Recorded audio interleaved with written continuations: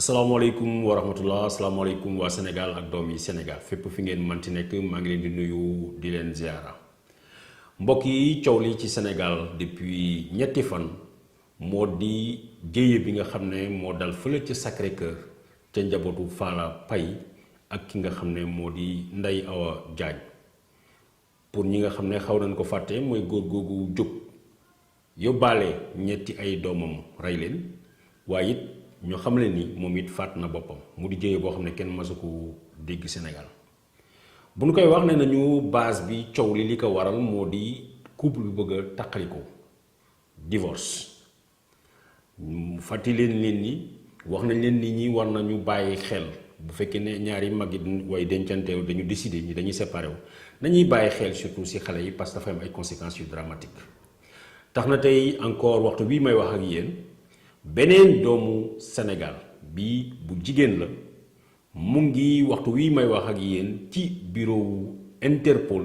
ca direction de la police judiciaire fële fi dikk nekk ci wetu ministère de l'intérieur depuis démb soxna si mu ngi foofu ak doomam boo xam ne ñeenti at la am dégg ngeen ma bu baax ñeenti at dañ leen jàpp depuis démb foofu la ñu fanaan peut-être tey encore dinañ leen fanaanloo beneen nuit de garde à vue li waral loolu moo di ku jigéen ki dafa nekkoon ak benn tubaab sëy ñu xëy di tàqaliku problème bi France la xewe ku góor ki nekk italien gannaaw bi ñu séparé wu jigéen bi jël na doomam ndaxte fàttaliwu leen ni il y a quelques années am na loi boo xam ne Sénégal voté na ko tax na yaay sénégalaise mën na jox nationalité doomam donc kii di soxna si di doomu Sénégal doomam bi nga xam ne am na ko tubaab bi doom ji sénégalais la tax na bi mu gisee li mu xamul dafa jël doomam daal di ñibbisi ñëw toog Sénégal ku góor kii di italien bi jéem na fexe pour naka la mën a récupérer gardu xale bi antuwul jéem na jël décision boobu dawal ko France mais comme France état de droit la bañal nañ ko li mu def mooy ñibbi moom dëkkam mooy Italie fexe dem juge yi nga xam ne ñoo nekk Rome ñu jox ko droit de garde alors que xale bi ak yaayam ak papam ñoom France lañ nekkoon ca Monaco soxna si il y a 2 ans ñaari at ci ren mu ngi fii toog Sénégal soxna soosu nag moo nekk ci tranquillité ak njabootam mu gis démb waa dikk woo ko ne ko dañ ko soxla na ñu wuy ci convocation gannaaw bu mu fa demee ñu teg ko loxo parce que nee nañu dafa mandat d'arrêt international boo xam ne juge italien mu délivré mandat d'arrêt international boobu contre doomu Sénégal boobu nga xam ne ñaar fukki at ak juróom-ñeent la am muy 29 ans dégg ngeen ma bu baax doomu Sénégal bu ñibbisi fii Sénégal nee nañu mandat d'arrêt international boo xam ne benn juge bu nekk Italie mu ko délivré contre moom ay policier doomu Sénégal ñëw fekk doomu Sénégal boobu ci biir Sénégal jàpp ko yóbbu ko dikk fanaan loo ko depuis démb mook doomam bu góor nee nañu dañu bëgg a exécuter mandat d'arrêt boobu li ci doy waar mooy amul fenn ci àddina bi foo xam ne benn réew boo xam ne day jël doomu réewam di ko jébbal ab beneen réew exemple yi su ma leen ko doon wax tey dafay bari mais xooleen leen ko rek ci Massata Diack bi nga xam ne France délivré na mandat d'arrêt international pour déglu ko moom baayam Lamine Diack ci dossier CIO Sénégal ñëpp taxaw nañu ne le Sénégal ne extradite pas son national loolu loi internationale amul benn réew ci monde bi boo xam ne dina jël doomu réewam jëbbale ko barki démb encore ki nga xam ne mooy ancien chef d'état-major bu armée ancien président bu Guinée-Bissau États-Unis délivré nañu mandat d'arrêt international ba pare joxe ay millions yu bëri de dollars ku xam fu waa ji nekk nga ñu jox leen ko président Sissoko Embaló xamal na ni doomu Guinée-Bissau ñoom duñ ko jébbale donc kenn mënut a comprendre au nom de quoi Interpol bu nekk Sénégal mu war a jóg ñu exécuter benn mandat d'arrêt international boo xam ne ab juge italien moo ko délivré fële ca Rome ñu ñëw jàpp soxna si ñu bëri xalaat nañu ni du ñu jéem a exécuter mandat d'arrêt bi du ñu jéem a jàpp géwén bi génne ko parce que pour ñu exécuter ko pour ñu yóbbu femme bi il faut ki nga xam ne mooy procureur général waxuma procureur bu Ndakaaru Serigne Bassirou Gueye procureur général Lassana Diabé mi nga xam ne suba moo war a jàkkaarloo dossier wu Barthélemy moom moo war a autoriser extradition boobu mais du yem foofu parce qu'il faut que la chambre d'accusation bu cour d'appel bu Dakar ñu saisiru sëgg ci dossier bi xool ndax kii nga xam ne Khadijatou danañ ko jël extradé ko wala déet mook doomam Saliou mi nga xam ne 4 at la am mbokk yi lu yéeme la lu kenn musta dégg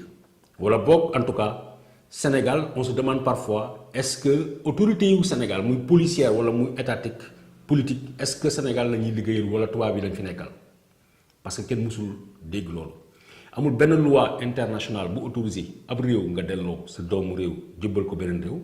mais luñ ci gën a xalaat mooy peut-être policiers yi li ñu bëgg mooy jàpp ku jigéen ki yóbbu ko foofu seen commissariat ba nga xam ne mu ngi foofu depuis démb seen brigade spéciale bi pour naxante ak moom tiital ko fitnaal ko de sorte que volontairement mu renoncer daal di jël doomam jëbbal leen ko jox leen ko ñoom policier Interpol pour ñu daal di ko yóbbu jox ko papam mais puisque l'autorité parentale ku jigéen kii dafa am autorité parentale comme ni yaay amee autorité parentale peut-être sax mënoon nañu comprendre bu fekkee ne papa ji moo ñëwoon Sénégal ñoom policiers mënoon nañu jéem a xool même bu fekkee ne c'est illégal jël xale bi jox ko papam parce que wala yaay ji décidé ni dafay delloo papa ji mais du policier yi la koy delloo donc comme ni ngeen ko gisee c'est dans un cadre complètement boo xam ne amul benn cadre juridique bu mën a expliquer li waral ñu jàpp fa jigéenu sénégalaise boobu ci territoire sénégalais convoqué ko këram ba pare policiers yi ànd si ñoom ñeent ñëw fii ci këram ci VDN bi pour jël xale bi yóbbu ko commissariat ba depuis démb foofu la ñu fanaan ñu alerter nag opinion nationale ak internationale alerter autorités yu Sénégal xamal leen ni waxtu wii ñu toll waxtu wii ñu nekk depuis démb fële nga xam ne mooy bureau Interpol bu Dakar bu nekk fële ci dikk